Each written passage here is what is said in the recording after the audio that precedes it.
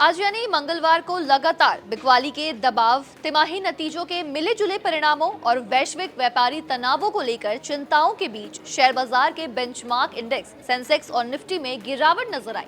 Sensex 1065 points या कहे 1.28% गिरकर 82,180 पर बंद हुआ, जबकि निफ्टी 353 पॉइंट्स यानी कि 1.38% गिरकर 25,232 पर आ फिसला। 15 अक्टूबर 2025 के बाद पहली बार इंट्राडे में निफ्टी 25,200 के आंकड़े को पार कर गया। निफ्टी 50 में शामिल शेयरों में बजाज फाइनेंस, इटर्नल और बजाज फिनसर्व में 2% तक की गिरावट दर्ज की गई, जबकि एनटीपीसी और हिंदुस्तान यूनिलीवर के शेयरों में 1% तक की बढ़ोतरी हुई। निफ्टी मिड कैप 100 और निफ्टी स्मॉल कैप 100 ने प्रमुख इंडेक्सेस के मुकाबले काफी खराब प्रदर्शन किया और इनमें 2% तक की गिरावट दर्ज की गई, जबकि बेंचमार्क इंडेक्स सेंसेक्स और निफ्टी भी निचले स्तर पर कारोबार करते आज नजर आए। Nifty mid cap 100 intraday trading के दौरान अपने 100 डे मूविंग एवरेज से भी नीचे गिरकर 58,510 पर आ गया, जिसमें ओबरॉय रियल्टी सबसे ज्यादा गिरावट दर्ज करने वाला शेयर बना रहा। निफ्टी स्मॉल कैप 100 में लगातार तीसरे सत्र में गिरावट जारी रही और इस दौरान इसमें 3% से ज्यादा की गिरावट आज दर्ज की गई।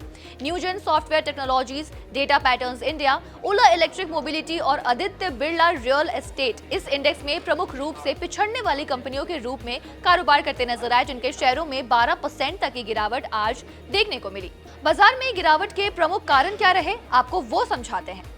सबसे पहला कारण व्यापार युद्ध की चिंताएं। अमेरिकी टैरिफ नीतियों को लेकर नए सिरे से पैदा हुई अनसर्टेनिटी के बाद व्यापार युद्ध की चिंताएं फिर से उभरने लगी है, जिससे वैश्विक जोखिम लेने की ट्रेंड पर काफी गहरा असर पड़ा है। अमेरिकी ट्रेजरी यील्ड में बढ़ोतरी और अमेरिका और यूरोप के बीच व्यापार तनाव बढ़ने की आशंकाओं में वैश्विक बाजारों में एक बिकवाली को बढ़ावा दे दिया, जिसका असर आज भारतीय शेयर बाजार पर देखने को मिला। ग्रीनलैंड से जुड़े टैरिफ को लेकर अमेरिका और यूरोप के बीच जारी गतिरोध पर क्लैरिटी आने तक नियर फ्यूचर में बाजार में अनसर्टेनिटी बने रहने की पूरी संभावना है। एक्सपर्ट्स का कहना है कि जियोपॉलिटिकल और जियो इकोनॉमिक ये मुद्दे बाजार की दिशा को काफी हद तक प्रभावित करते रहेंगे। दूसरा कारण विदेशी संस्थागत निवेशक यानी कहे एफआईआईज की लगातार बिकवाली। एफआईआई के लगातार बिकवाली ने भी बाजार को नीचे की ओर खींच लिया। सोमवार को एफआईआई ने 3,262 करोड़ रुपए के शेयर बेचे, जो इस महीने लगातार 10वां सत्र है जब बिकवाली हुई है। हालांकि 2 जनवरी को मामूली खरीदारी हुई थी। विदेशी निवेशकों द्वारा लगातार बिकवाली से प्रमुख इंडेक्सेस पर दबाव बढ़ता नजर आ रहा है और खरीदारी की रुचि काफी हद तक सीमित हुई है। तीसरी वजह रही तीसरी तिमाही के नतीजे।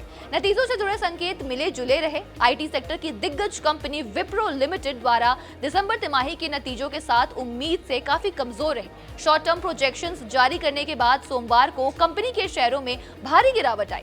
आईटी इंडेक्स में 1.1% की गिरावट दर्ज की गई और ये प्रमुख सेक्टर्स में सबसे ज्यादा नुकसान झेलने वाला सेक्टर बना रहा। तीसरी तिमाही के शुरुआती नतीजों से अभी तक इनकम बढ़ोतरी में स्पष्ट सुधार के संकेत नहीं मिले हैं। हालांकि उम्मीद ये है कि ऑटो सेक्टर के नतीजे आने शुरू होने के साथ साथ ही इनमें भी काफी हद तक एक सुधार देखने को मिल सकता है। चौथी वजह रही कमजोर वैश्विक संकेत। कमजोर वैश्विक संकेतों ने बाजार की भावना को और भी ज्यादा कमजोर कर दिया। एशियाई बाजारों में दक्षिण कोरिया का कोस्पी इंडेक्स ऊंचा रहा, जबकि जापान का निक्के 225, शंघाई का एसएसई कंपोजिट्स और हांगकांग का हैंग सेंग इंडेक्स गिरावट में कारोबार करते नजर आए। अमेरिकी बाजार सोमवार को फेडरल हॉलिडे के कारण बंद थे। 20 जनवरी को वॉल स्ट्रीट वायदा में 1% से ज्यादा की गिरावट दर्ज की गई। एचडीएफसी सिक्योरिटीज के प्राइम रिसर्च के प्रमुख देवर्ष वकील के अनुसार राष्ट्रपति डोनाल्ड ट्रंप द्वारा नाटो मेंबर्स पर नए टैरिफ लगाने की धमकी के बाद अमेरिकी शेयर वायदा में गिरावट आई है, जिससे इस सप्ताह कॉर्पोरेट इनकम अनाउंसमेंट से पहले ही जियोपॉलिटिकल अनसर्टेनिटी बढ़ गई है। पांचवा और सबसे आखिरी कारण इंडिया विक्स में गिरावट। बाजार की अस्थिरता का एक माप इंडिया वीआईएक्स 4% से ज्यादा बढ़कर 12.34 हो गया है, जो निवेशकों के बीच बढ़ी हुई घबराहट को दिखाता है। तो ये थे वो 5 कारण जिनकी वजह से आज शेयर मार्केट गिरावट का शिकार हुआ। खबर पर आपकी क्या राय है, हमें कमेंट बॉक्स में लिखकर जरूर बताएं।